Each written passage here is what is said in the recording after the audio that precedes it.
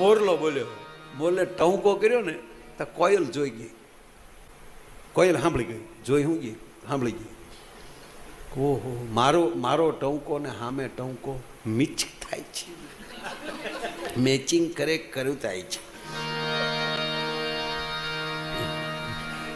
હમણાં નરેશભાઈને મેચિંગ થઈ ગયું છે હમણાં.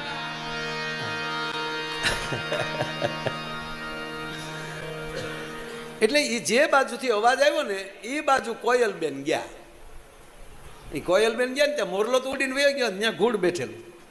તે કોયલને શું થયું કે આજ બોલે છે ને, એટલે કોયલે પૂછ્યું કે હમણાં જે ટંકો થયો તે હું એ તમે બોલ્યા?